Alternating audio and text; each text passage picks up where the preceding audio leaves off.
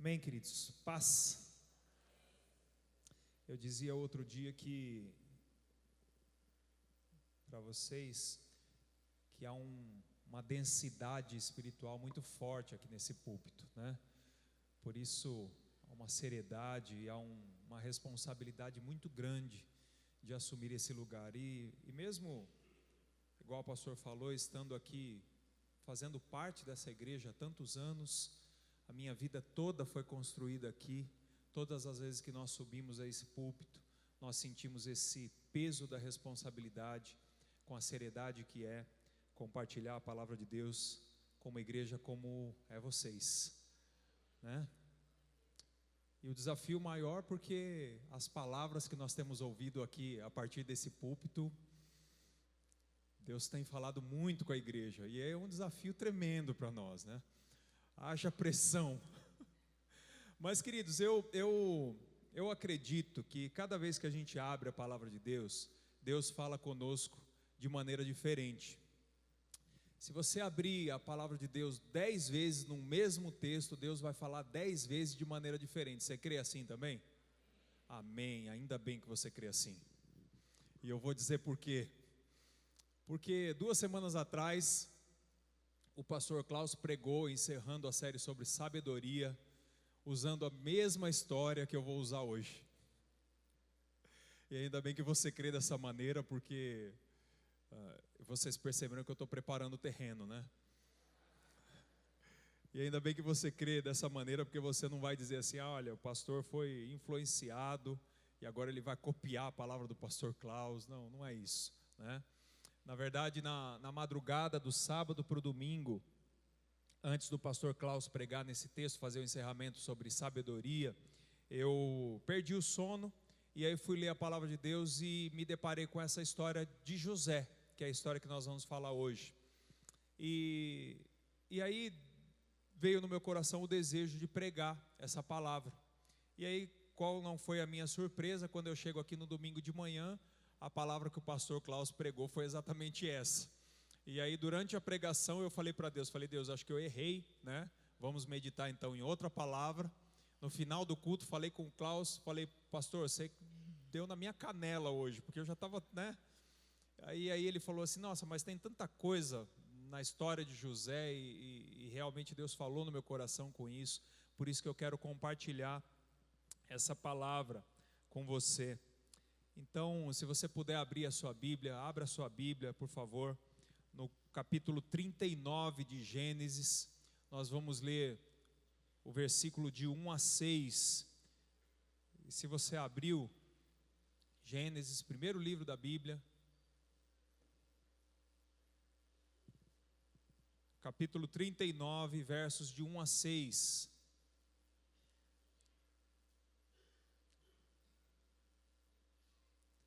Capítulo 39, de 1 a 6. Levanta a sua Bíblia assim bem alto. Como é que a gente diz? O que ela diz que eu sou. E eu posso. Deixarei a palavra de Deus entrar e nunca mais. Aleluia. Amém. José havia sido levado para o Egito, onde o egípcio Potifar, oficial do faraó e capitão da guarda, comprou-o dos ismaelitas que o tinham levado para lá. O Senhor estava com José, de modo que este prosperou e passou a morar na casa do seu senhor egípcio. Quando este percebeu que o Senhor estava com ele, preste atenção nessa frase, quando este percebeu que o Senhor estava com ele e que o que ele fazia prosperava em tudo, agradou-se de José e tornou-o administrador de seus bens. Potifar deixou a seu cuidado a sua casa e lhe confiou tudo o que possuía. Desde que o deixou cuidando da sua casa e de todos os seus bens, o Senhor abençoou a casa do egípcio por causa de José. A bênção do Senhor estava sobre tudo o que Potifar possuía, tanto em casa como no campo. Assim, deixou ele aos cuidados de José tudo o que tinha, e não se preocupava com coisa alguma, exceto com sua própria comida. Vamos orar? Querido Deus, nós te louvamos, Senhor, por essa história, por essa palavra. E nós te pedimos, Senhor, que tudo aquilo que nós vamos compartilhar aqui, Senhor, tudo aquilo que Teu Espírito, Senhor, vai falar no nosso coração, seja usado, Senhor, da maneira mais centralizada na Tua vontade possível, Pai. Deus, em nome de Jesus, ó Deus, que o Teu Espírito, Senhor, inspire o nosso coração através da Tua palavra. Mude, Senhor, os nossos procedimentos, mude, Senhor, a nossa maneira de ver, Senhor, o Teu agir na nossa vida, Senhor. E assim nos faça, Senhor, felizes, ó Deus, e confortáveis no centro da Tua vontade, em nome de Jesus. Amém. A história de José não começa de uma maneira muito fácil. Se você quiser, depois eu não vou conseguir falar de todos os detalhes da história, porque nós não temos tempo. Mas se você quiser depois, a partir do capítulo 30 de Gênesis até o capítulo 50, você vai ver a história de José. Então, se você ficar com alguma dúvida ou não entender alguma parte daquilo que nós vamos compartilhar aqui, eu te convido a ler depois na sua casa, meditar nessa história, entender um pouquinho mais a respeito dessa história tão fantástica. Para mim é uma das histórias mais fantásticas da palavra de Deus, do agir de Deus na vida de alguém. É a história de José. A família de José era uma família para lá de complicada. Para começo de conversa, José vem de uma família em que todas as mulheres eram estéreis. Então, a bisavó de José, Sara, era estéril. E aí Deus fez um milagre e ela, na sua velhice, teve um filho. A esposa de Isaac, Rebeca, também era estéril. E há um momento em que a palavra de Deus diz que Isaac ora pela sua esposa, e aí Deus concede que ela engravide, e ela engravida. E a esposa e a mãe de José também era estéril, Raquel também era estéril. E aí tem até uma história famosa que ela olha para Jacó e diz: você me dá filho, senão eu vou morrer. E há uma discussão ali de casal, e ele olha e fala assim: por um acaso eu estou no lugar de Deus que te impediu de ter filhos? Tem uma discussão assim. Então o milagre já começa antes mesmo de José nascer, porque ele sai de uma família marcada pela esterilidade. E uma outra questão, um outro detalhe importante da família de José é que era uma família completamente atípica, para dizer uma palavra mais leve. Então, para quem não conhece, Jacó quis se casar com Raquel, se apaixonou com Raquel, e o sogro dele faz um esqueminha lá e coloca a filha mais velha na parada, e aí ele quase que compulsoriamente se casa com a irmã de Raquel, mas aí ele trabalha depois para poder casar com Raquel, e junto com Raquel e junto com Lia, que era a irmã de Raquel, quem não se lembra quem é Lia, o pastor Klaus pregou aqui um tempo atrás sobre aquela mulher dos olhos tristes, lembra? E aí, lembra dos olhos tristes? E aí a gente descobriu que olhos tristes não tinha nada a ver com a condição psicológica dela, mas com a aparência, né? E eu lembro, tá vendo? E essa era Lia, e Raquel, pelo jeito, era a parte bonita da família, então era a parte que Jacó espertamente, astutamente se interessou. E junto com essas duas esposas que Jacó tinha, vieram as suas servas. E como eu disse, era uma família marcada pela infertilidade. E havia uma disputa dentro da família para ver qual mulher dava mais à luz filhos. E aí você imagina que José saiu do meio de uma família desse tipo, em que haviam um pai e 4 mulheres. 4 mulheres. E as mulheres o tempo todo disputando para ver quem dava mais filhos para Jacó. Só para você ter uma ideia, o significado de boa parte dos filhos tem muito a ver com essa disputa, com essa competição que as mulheres tinham entre si. Depois você lê lá a história e você vai ver os detalhes disso, não dá tempo da gente falar agora. Pois bem, mas Raquel engravida, a mulher que era o amor do coração de Jacó engravida. engravida de José. E quando José nasce, José passa a ser o preferido do papai. Ele passa a ser o filho mimado. Ele passa a ser o filho que tinha a preferência. A Bíblia fala que Jacó confeccionou uma túnica especial para ele. E é engraçado porque com esse mimo todo, até uma situação que acontece, que eu nunca tinha observado isso na história de José. No capítulo 37, acontece uma coisa interessante, que o texto diz o seguinte, que José, ele ia trabalhar com os irmãos, e depois ele entregava para os irmãos, para o pai, tudo que os irmãos faziam de ruim. Já imaginou ter um irmão desse tipo? Né? Lá em casa nunca aconteceu esse negócio de um filho chegar e falar assim, o fulano fez... Parece que eu até escuto o Murilo falando agora. Pai, o Bi fez não sei o quê.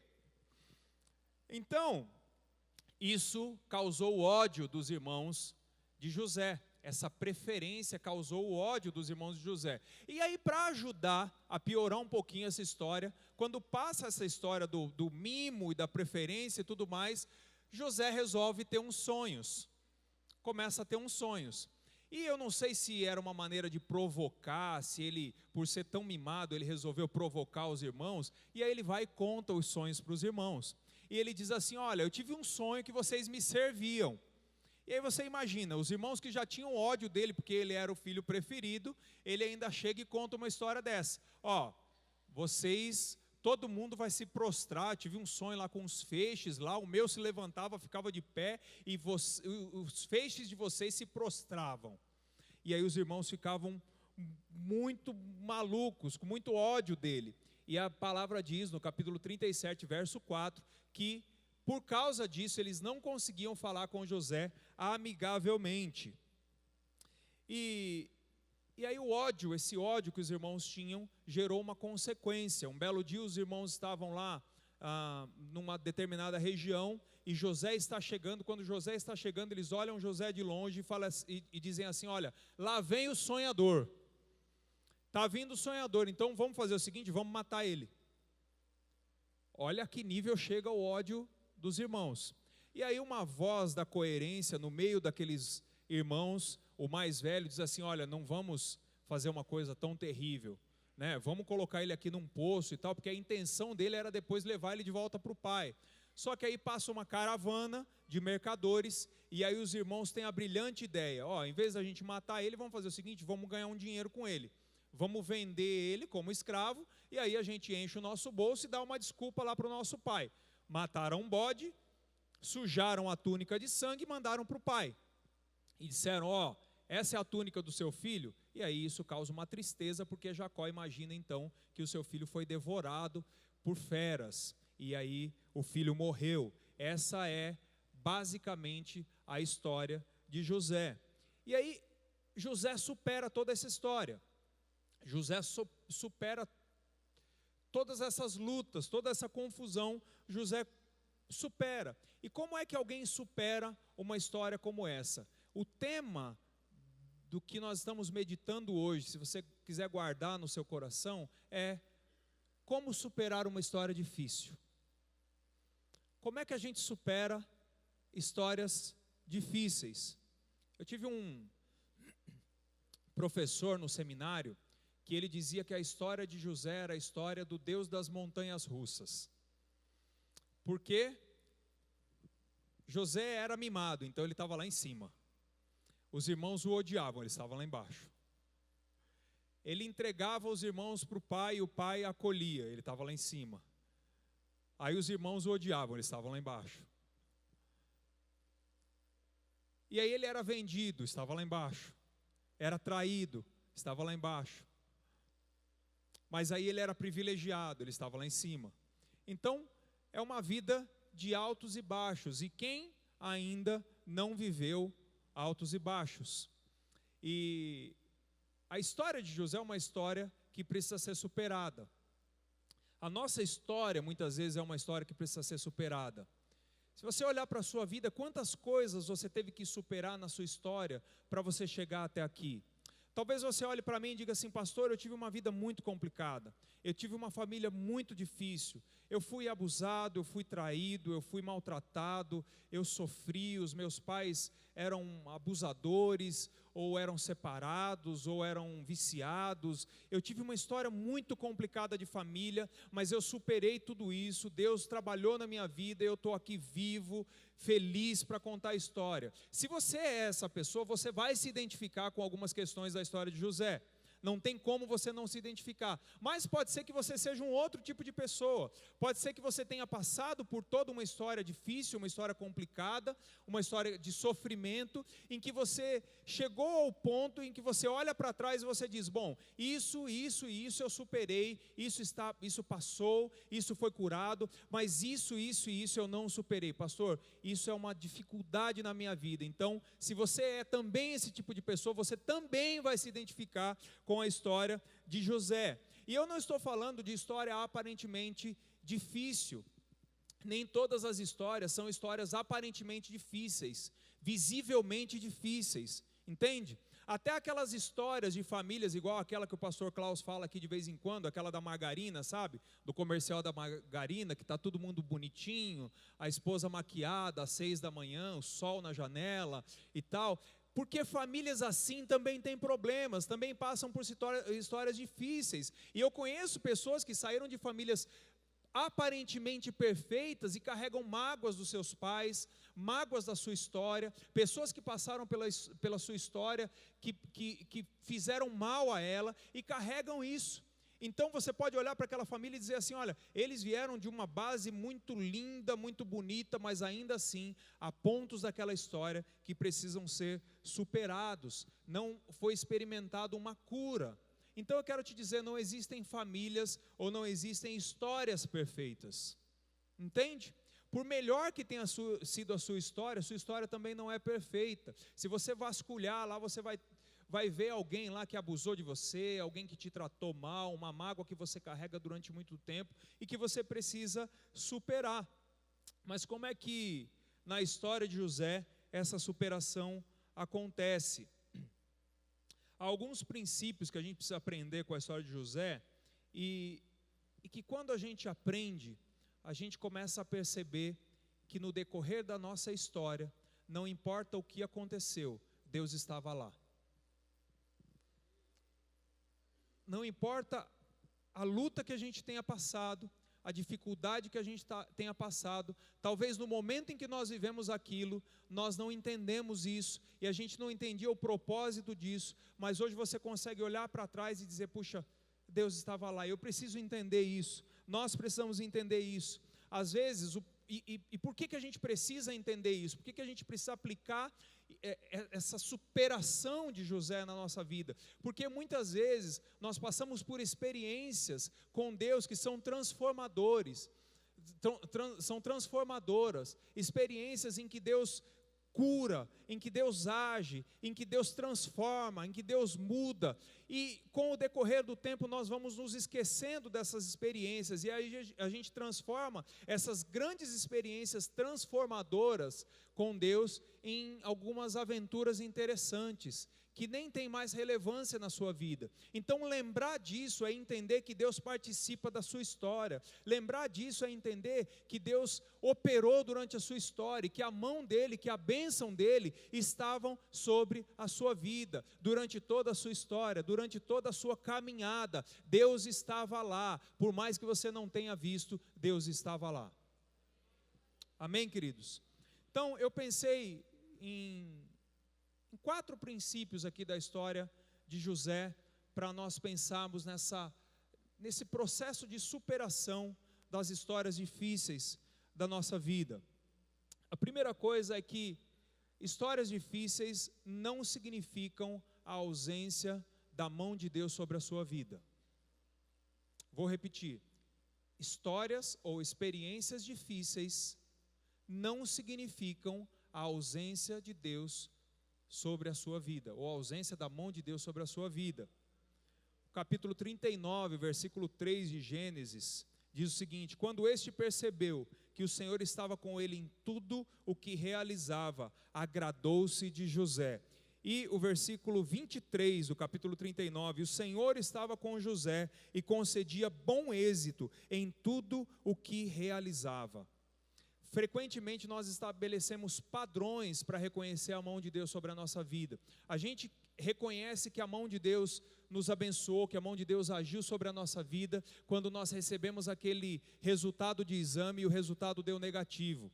Quando aquela porta de emprego é aberta, quando nós recebemos um aumento de salário, quando a nossa vida sentimental vai muito bem, obrigado, quando a nossa vida financeira está bem, então nós achamos que a mão de Deus está nessas situações, e a mão de Deus de fato está nessas situações. A questão é que a gente separa as coisas, e quando nós passamos por momentos difíceis, momentos de luta, nós achamos que a mão de Deus não está na nossa vida, mas é necessário que nós reconheçamos que o fato de nós estarmos passando por dificuldade, estarmos passando por lutas, não significa que a mão de Deus não está sobre a nossa vida. A lógica de José é bem diferente. A lógica da vida de José é bem diferente. José era o quê quando ele estava na casa de Potifar? Escravo. Ele era escravo. Será que ser escravo é uma situação legal?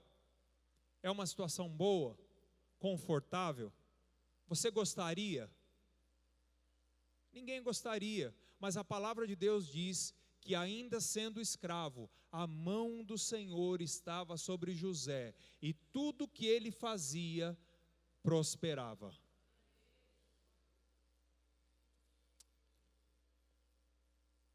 A lógica de Deus é um pouco diferente. José foi traído, ele foi vendido, ele sofreu, ele foi preso, ele foi desprezado. Mas uma coisa evidente na história de José, que a mão de Deus não se apartava da vida de José. E onde quer que ele estava, seja na cadeia ou seja no palácio, a prosperidade o seguia.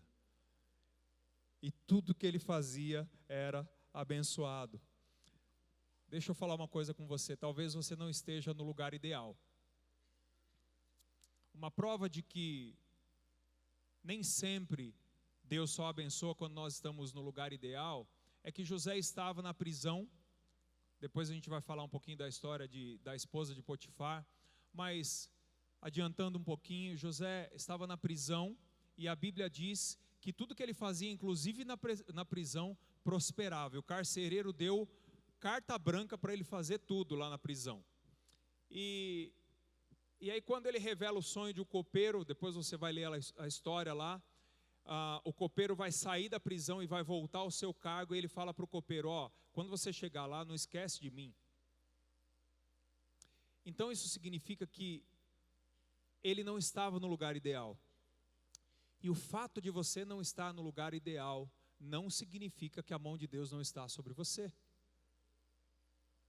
Às vezes você está num emprego, numa empresa que você sofre, você passa por sérios problemas, você luta e você diz, Deus, isso aqui é uma escravidão, como é que o Senhor me coloca num lugar desse? Não é possível que isso aqui seja a sua bênção, mas você deixa de perceber que ali Deus está te fazendo prosperar. Igual o testemunho que nós ouvimos aqui da Josi, enquanto ela estava no lugar em que ela estava sendo perseguida, lembra dos R$1.000? Ainda que você esteja num lugar que não seja o ideal, a mão de Deus está sobre a sua vida. Ainda que você não tenha nascido na família ideal, ainda que a sua história não seja a história ideal, aprenda a reconhecer a mão de Deus na sua vida. É possível que você tenha sido abusado, é possível que você tenha sido machucado, é possível que você tenha sido traído, é possível que você tenha sido magoado, mas a mão de Deus, a bênção de Deus está na sua vida, não importa onde você esteja, não importa o que esteja acontecendo, a bênção de Deus, isso não é um termômetro da bênção de Deus sobre a sua vida. Eu me lembro de um exemplo do apóstolo Paulo, capítulo 3, versículo 20, se eu não me engano, de Efésios. Paulo diz, ora, àquele que é poderoso para fazer muito mais do que nós pedimos ou pensamos, conforme o seu poder que opera em nós, seja a glória pelos séculos. Lembra desse texto?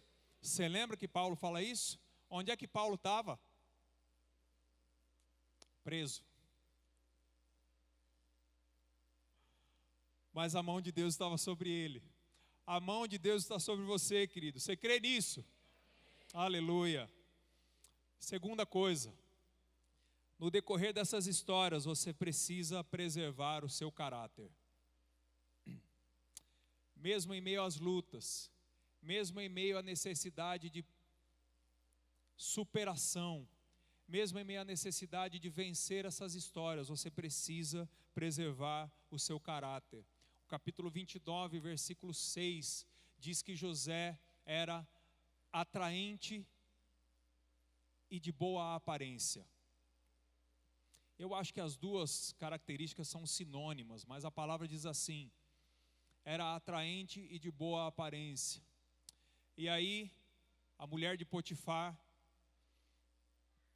olha para um cara como esse, atraente, de boa aparência. Onde ele coloca a mão, prospera. E eu já vou ouvindo as irmãs solteiras aqui fazendo uma oração, uma santa oração. Tudo que ele faz prospera, onde ele coloca a mão prospera, todo mundo que está na volta dele prospera. Potifar prosperava, o carcereiro prosperava, se bem que ela não tinha visto isso ainda, mas era assim, prosperava. Ele era um excelente partido, era o sonho de toda garota, era o príncipe encantado de toda garota, e ela chama ele com a intenção de que ele a possuísse. É esse termo que a palavra diz. José tinha um caráter para ser preservado, e eu acho incrível a resposta que José dá para a mulher dele, de Potifar. Ele olha para ela e diz assim: olha, o meu Senhor colocou toda a casa nas minhas mãos. Ele confiou tudo nas minhas mãos, e eu não posso trair a confiança dele. E o que eu penso com isso? Que o nosso pecado, as nossas falhas, os nossos erros, e quando a gente não preserva o nosso caráter, sempre isso vai resvalar na vida de alguém. Por mais que a gente tente esconder, por mais que a gente tente disfarçar, querido, toda vez que nós pecamos, sempre a nossa esposa vai sofrer, os nossos filhos vão sofrer, as pessoas que estão à nossa volta vão sofrer, o nosso ministério, a nossa igreja vai sofrer, porque não tem como o pecado não ter consequência.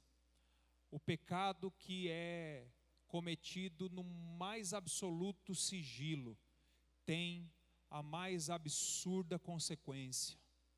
Entende? Então, quando José olha para essa oportunidade, ele diz: não, eu não posso fazer isso, eu não posso trair a confiança do meu Senhor. Ele colocou grandes coisas na minha mão, eu não posso trair isso. Eu não posso fazer isso. Por mais que haja um risco terrível, eu não posso fazer isso.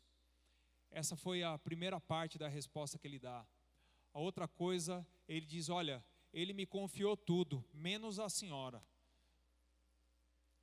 Porque a senhora é mulher dele, não minha. E ele usa exatamente essa frase: você é a mulher dele e não minha. E o pecado é exatamente isso. Quando a gente ultrapassa isso, entende? E a gente começa a lançar a mão de coisas que de fato não são nossas. Sabe? Você começa a se sentir tentado a lançar a mão de coisas que não são para você. E você sabe quando são ou quando não são para você. Você consegue julgar isso porque o Espírito Santo que está no seu coração, querido, naquele momento o Espírito Santo acende uma luzinha lá no fundo do seu coração e diz: isso não é para você. Não insista, não abra mão do seu caráter, preserve o seu caráter. E por último, a resposta dele diz o seguinte: eu não vou pecar contra Deus. Ele sabe, ele tem certeza de que todas as vezes que ele peca, todas as vezes que ele erra, antes de qualquer coisa, ele está pecando contra o coração de Deus. Por mais que ele tivesse ali uma relação com a mulher de Potifar e ninguém soubesse, porque há uma coisa interessante que a história conta, que ela esperou para dar em cima dele no momento em que não tinha nenhum criado, que não tinha ninguém no palácio, quando José estava sozinho, ou seja, ele estava em secreto, ninguém ia ver, não ia acontecer nada ali de consequência imediata, ninguém ia perceber que houve uma traição ali, todo mundo ia ficar quietinho, e aí tudo ia correr, entre aspas, bem, mas José olha e diz: o Deus que eu creio sabe de todas as coisas, o Deus que eu creio é esse a quem eu sirvo, e é esse a quem eu devo honra, é esse a quem eu devo obediência, é esse a quem eu devo respeito, é esse a quem eu sirvo, o Deus que eu sirvo, esse Deus eu não vou trair. No decorrer dessas histórias, querido, de superação, preserve o seu caráter. Quando for muito atrativo, preserve o seu caráter. Quando as pessoas te chantagearem, preserve o seu caráter. Quando for um prazer aparentemente muito bom, preserve o seu caráter, porque se não é seu, se Deus não te deu, se Deus não colocou na sua mão, preserve o seu caráter, em nome de Jesus. Terceira coisa, no decorrer dessas histórias, não perca a sua identidade, por mais alto que você chegue. Acontece uma coisa incrível na história de José. José está preso, porque depois dessa história com a mulher de Potifar, ela faz todo um esquemão lá, e ele vai preso, injustamente. Fica lá na cadeia durante muito tempo. Contei do copeiro, ele revela o sonho do copeiro, o copeiro sai da cadeia e ele fala assim: quando você chegar lá, não se esqueça de mim. E aí o que acontece? O copeiro esquece dele, e a Bíblia diz que ele fica mais 2 anos preso. Pois bem, um belo dia, capítulo 41 de Gênesis, um belo dia, Faraó tem um sonho, e nesse sonho 7 vacas gordas estavam pastando, e de repente 7 vacas magras e feias se levantam e engolem as vacas gordas. Isso incomoda o Faraó, e ele começa a procurar alguém em todo o reino que possa interpretar o seu sonho, e ele não acha ninguém. E aí 2 anos depois, quem está lá ouvindo essa história? O copeiro. E o copeiro disse para ele assim: ó, Faraó, é o seguinte, tem um cara lá preso lá, eu até tinha esquecido dele, conheci ele mais de 2 anos atrás, que ele interpretou um sonho meu, ele é muito bom nesse negócio aí. Teve um esquema lá com a esposa do general, de Potifar tal, mas nessa área aí ele é o cara, ele é muito bom. E aí Faraó manda chamar José. José chega diante de Faraó e diz: olha, é o seguinte, vai ter 7 anos de abundância e 7 anos de fome. Você tem que, durante esses 7 anos de abundância, colocar alguém responsável para poder juntar o máximo de trigo possível, porque a fome que vai vir depois vai ser terrível na terra e vocês vão ter que ter suprimento para tudo isso. E o Faraó se agrada da interpretação do sonho e torna José esse homem que vai ser o segundo no Egito. E aí José começa a subir de cargo, a subir na sua escala. Lembra que eu falei das montanhas russas? Ele começa a subir, a se elevar. Então a Bíblia diz que o Faraó coloca o seu anel, selo no dedo de José. A Bíblia diz que ele dá uma túnica, lembra da túnica? Ele recupera uma túnica talvez muito mais bonita do que a primeira, e o Faraó coloca um cordão de ouro sobre o pescoço dele, coloca ele para andar no segundo carro do reino do Egito. Então ele começa a subir, ele começa a crescer, e aí o Faraó muda o nome dele para Zafenate-Paneia. O nome dele não era mais José, agora era Zafenate-Paneia. E ele ganha uma esposa chamada Asenate, uma esposa egípcia.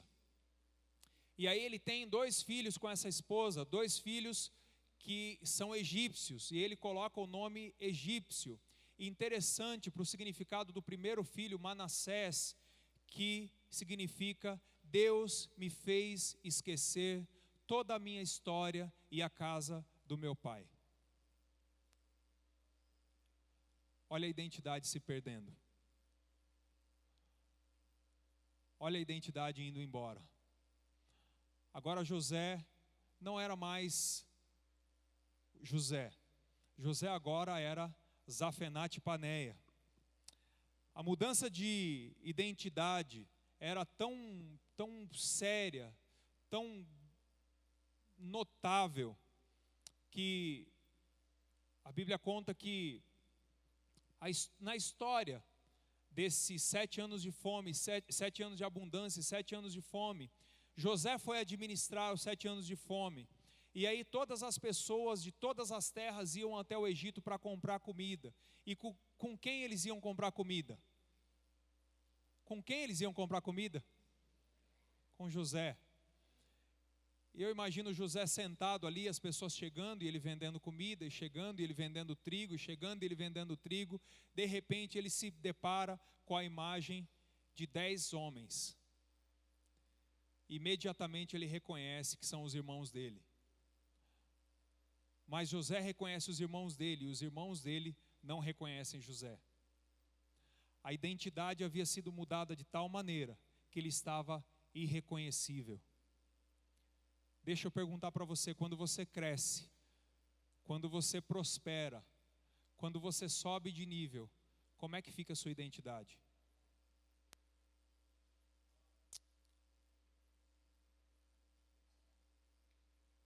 Sabe quando você assume aquele cargo que começa a te dar privilégios? Sabe quando você começa a dominar sobre outras pessoas? Como é que fica a sua identidade? O pastor Klaus falou aqui outro dia das 2 gotinhas de poder, lembra? Será que você vira um monstro? Será que você negocia a sua identidade? E agora outra pergunta que eu preciso fazer para você. Qual é a identidade que Deus colocou no seu coração? Qual é a identidade que Deus colocou em você? Pelo que você quer ser conhecido?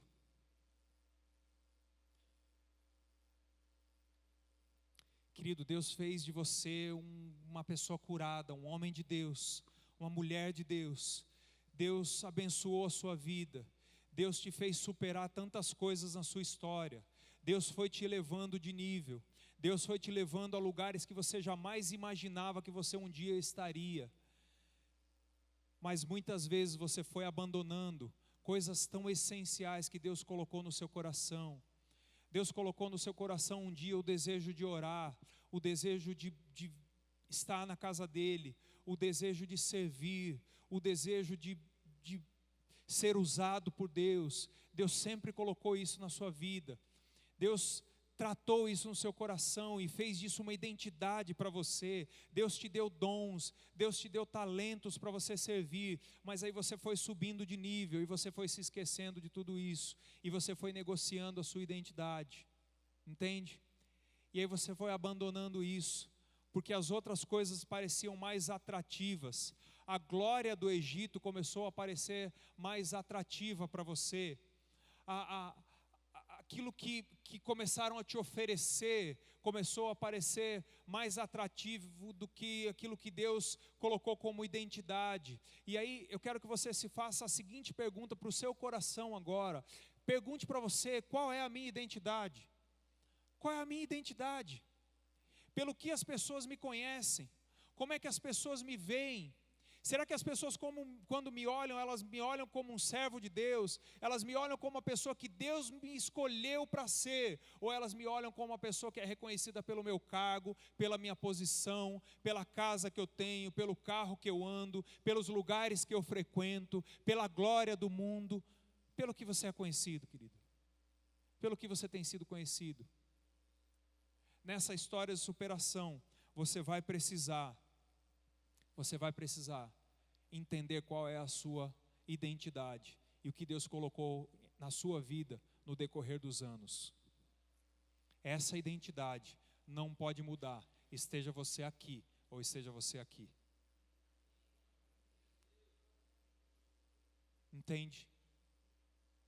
Se você está aqui, as lutas não devem fazer você negociar a sua identidade.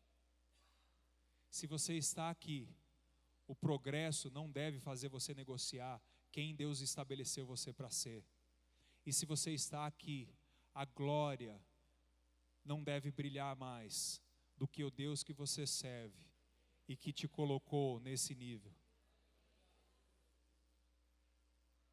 Portanto, preserve a sua identidade. Por último, entenda que no decorrer dessas histórias, você vai aprender a perdoar. Você precisa aprender a perdoar. Quando a gente fala de superação, perdão é uma coisa quase que compulsória. Você precisa aprender a perdoar. E por que a gente precisa aprender a perdoar? Porque a gente não sabe perdoar. E por que eu digo que a gente não sabe perdoar? Vamos pensar um pouquinho na história de José. Depois de passar por diversas situações, quando José reconhece os irmãos dele, diversas situações, faz uns jogos, traz irmão, não traz irmão, prende irmão, não prende irmão, traz o pai, não traz o pai vai morrer, não vai morrer. Depois você lê a história, os detalhes. Tem uma hora que José não aguenta mais e ele supera essa crise de identidade. E aí a Bíblia diz que ele olha para os irmãos dele, não aguentando mais, e diz: eu sou José. E é a hora que quando você se depara com toda essa glória, com toda essa perda de identidade, você diz: não, eu preciso voltar. Eu preciso reconhecer quem Deus me estabeleceu para ser. Eu preciso ser assim. Mas para que isso acontecesse, ele precisou perdoar. E o jeito que acontece o perdão na história de José é um jeito incrível. Porque a Bíblia diz que primeiro eles se beijam. José manda sair todo mundo do palácio, ou da sala onde eles estavam, não sei. Ele manda sair todo mundo. E a Bíblia diz que eles se beijam e choram. E eles choram tão alto que o palácio todo ouve. Você consegue imaginar essa cena? Você consegue imaginar essa situação? 11, 12 homens chorando tão alto que o palácio inteiro ouve. E aqui tem um detalhe importante. A Bíblia diz que primeiro eles se beijaram, choraram, e só depois eles conversaram.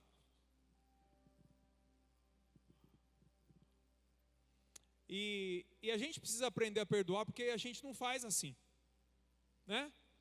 Quando alguém nos magoa, quando alguém nos entristece ou faz alguma coisa contra nós, primeiro a gente resiste ao máximo. E depois, quando a gente tem a possibilidade de sentar com essa pessoa, a gente quer conversar primeiro. E aí você quer colocar os pingos nos is. Igual tem aquele programa no rádio que passa. Você quer colocar os pingos nos is. Você quer acertar as coisas. E aí você começa a querer fazer um monte de acordo em cima das lutas que você teve, de tudo aquilo que foi destruído. E perdoar não é fazer acordo. Entende? Perdoar não é fazer acordo. Eu moro em uma rua que muitas construções estão sendo feitas. E eu fico observando que toda construção que vai ser feita, primeiro a máquina vem, chega e faz uma limpeza no terreno. Tira a terra, ou coloca a terra, aplana o terreno, limpa e faz toda a preparação para que aquela construção aconteça. E quando a gente quer negociar o perdão, é a mesma coisa que a gente resolver se construir sem preparar primeiro o terreno, sabe? Eu tive a oportunidade, uns anos atrás, de conhecer o local onde teve aquele atentado do 11 de setembro de 2001. Sabe, dos aviões que se chocaram com as torres. Quem lembra das imagens na televisão, ver tem uma imagem que marca muito a minha mente, assim, que é aquela imagem de um bombeiro saindo do meio daquela fumaça toda, e atrás dele aquela montanha de escombros e dos prédios que desabaram. E aquela imagem, quando eu penso nisso, sempre me vem essa imagem na cabeça. E quando eu fui há um tempo atrás lá, eles construíram um memorial nesse lugar. Construíram um memorial. Onde eram as bases das torres, eles construíram fizeram uma construção como se fosse uma piscina enorme, quadrada, no mesmo formato dos prédios, toda em mármore em volta, como se tivesse um balcão em volta, e nesse mármore está ali entalhado os nomes de todas as vítimas desse atentado. É até pesado, né? É até um lugar bastante pesado. E aí dentro daquilo ali tem umas águas assim sendo derramadas por todos os lados, e elas simbolizam as lágrimas do povo americano por causa daquele acontecimento. E há um simbolismo muito grande. Mas quando você olha para aquele quarteirão todo reconstruído, você não imagina o que aconteceu ali. Você não consegue pensar que aquele lugar é o mesmo lugar que nós vimos na televisão há 18 anos atrás. Por quê? Porque aquele lugar foi limpo para ser reconstruído. E no perdão acontece exatamente a mesma coisa. Primeiro você precisa limpar aquilo que passou. Primeiro você deixa para lá. Você não reconstrói em cima de tudo aquilo. Você limpa. E aí quando você senta para conversar, você senta para olhar para frente. Você não olha mais para trás. Você não vai fazer um acordo, você vai perdoar de verdade. Isso é o perdão de verdade. Esse é o perdão que curou José. Esse é o perdão que precisa me curar e te curar. E por fim, quando Jacó morre, os irmãos conversam entre si. Olha, nosso pai morreu. Então é o seguinte, vamos nos preparar, porque agora José vai matar a gente. E a resposta de José para os irmãos dele é a seguinte: eu não estou no lugar de Deus. Eu não estou no lugar de Deus. Pode trazer todas as suas famílias para cá, porque eu vou sustentar vocês. Sabe o que é isso, querido? Isso é você saber que você superou uma história, mas que agora você não quer mais olhar para trás, você quer olhar para frente. Deus te fez superar uma história, a mão de Deus estava lá, a bênção de Deus estava com você, você passou por muitas coisas, mas agora não é mais hora de olhar para trás, é hora de olhar para frente. É hora de olhar para as novas coisas que Deus tem para você. As pessoas que você perdoou, chega. A identidade que você perdeu, você restaurou. O caráter que você negociou, você não negocia mais. E quando você não reconhecia mais a mão de Deus, você agora reconhece. Porque você quer olhar para frente. Porque você sabe que Deus tem grandes coisas ainda para fazer sobre a sua vida. E se você sabe que Deus tem grandes coisas a fazer sobre a sua vida, você pode glorificar o Senhor. Você pode fechar os seus olhos agora e glorificar o Senhor. E você pode agradecer a Ele pela sua história, seja ela qual for. E você pode dizer agora para Deus: Deus, eu sei que a minha história, talvez nem tudo tenha sido superado, mas hoje, eu quero marcar hoje, esse dia 1º de setembro de 2019, eu quero marcar como o dia da minha superação final. Eu quero marcar como o dia em que o Senhor curou o meu passado. Eu quero marcar como o dia em que o Senhor me fez superar tudo aquilo que eu passei, toda a luta que eu vivi, tudo aquilo que foi difícil, tudo aquilo que eu carregava até hoje, todas as pessoas que eu não perdoei, eu quero agora, em nome de Jesus, superar essa história. Eu marco esse dia na minha vida como o dia da superação. E em nome de Jesus eu declaro, diante de todo principado, diante de toda potestade, que o meu Deus é o Deus que me faz superar todas as histórias difíceis, em nome de Jesus, em nome de Jesus.